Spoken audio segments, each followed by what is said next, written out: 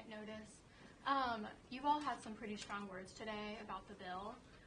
This question is for anyone, although I'll direct it at Senator Cruz, fellow Texan. So do you feel at this point that Lankford has been left out to dry? You know, he went and negotiated and brought something, and it's not met a great reception from fellow Republicans? Listen, James Lankford is a good man. He's a good friend of all of us. We all like James. He is deeply principled. He's deeply honorable. I think leadership sent him out on a kamikaze mission. And I think it was very cynical of Republican leadership to do that. I think he did it in good faith, and they put him on the edge of a branch, and they saw the branch off. And that, unfortunately, is a pattern we see with Republican leadership here, and it's why there are very real concerns about our leadership. That was not the right way to handle this. And the problem was leadership's position was you must get to a deal.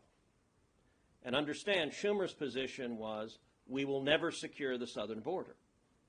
Now, those two statements, if they both are true, what is the only outcome that can come of that?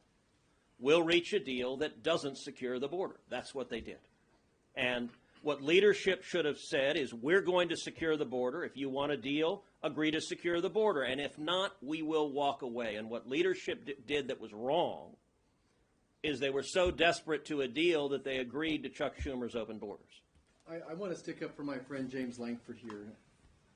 James Lankford did the very best job he could do with the cards he was dealt. I don't think that James is really pleased with this bill either. There's lots of things, but pretty much everything I've asked him about, he said, I tried, but we couldn't get across the finish line. Look, the American people gave the Democrats the White House. They gave them control of the Senate and a very slim majority in the House.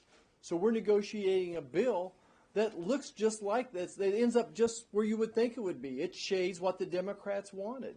I really don't think Henry Kissinger could have negotiated a better deal with the cards that he was dealt. This is not on the back of James Lankford. His goal to secure the border is as genuine as anybody else up here. But this bill is the best he could do. I'm not going to speak for James, but I think his hope was that we could take this bill and amend it and make it better. But I'm afraid it's not close enough to do anything but stop the life support and pronounce it dead. So let me just quick chime in on here. The problem with this is it was an opaque process. It was secret. How do you take an issue that what percentage of the American public agree? 90 plus believe we do need a secure border, that the open border is a clear and present danger to America, to them. How do you take that and screw it up? Well, you do it by not being transparent. You do it by not trusting the American public. And that is a result from the get-go. When McConnell entered into this secret negotiation with Schumer, it was fatally flawed. Nobody knew what was in it. What was being leaked looked bad enough, but we weren't trying to win the argument in the court of public opinion. People would have supported what we want to do here. I said repeatedly, and again, it galls me to hear, people talk about that, we're trying to take some political advantage. Early on in the negotiation, I said we'd be doing Joe Biden an enormous political favor if we forced him to secure the border. I was more than willing to do that because I want to secure the border, as all of us do. But when you do it in a secret negotiation, when you, without consulting the conference, take off the table probably our biggest point of leverage, which is tie Ukraine funding to metrics that the president has to meet. Again, we're dealing with a lawless president who ignores Supreme Court rulings, who has lied repeatedly to the American public. How do you force that executive who wants an open border to actually abide by any agreement? Well, you got to tie it to what he wants. That was taken off the table, and it was secret. And so this just blew up in Leader McConnell's face, and now he's trying to blame President Trump, who, to the best of my knowledge, I haven't talked to him. I'm not sure anybody on the stage has talked to him.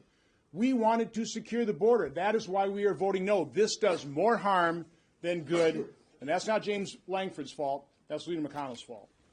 I just want to add one point on this, because what Ron said is very important. when you go into a border security negotiation, as complicated as immigration law is, and you make it entirely secret, that gives a massive asymmetric advantage to the team that has more lawyers.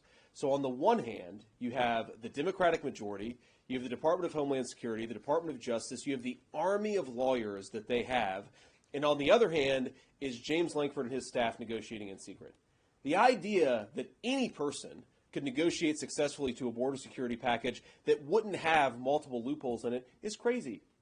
These guys have a massive advantage. It was a huge mistake. I don't know who in leadership made this decision, but if it had been out in the open, okay, we have a number of good immigration groups. We have a number of good advocacy organizations that could have helped us level the playing field. The fact that it was done in secret, I think, was by design, and it was done to sabotage real border security.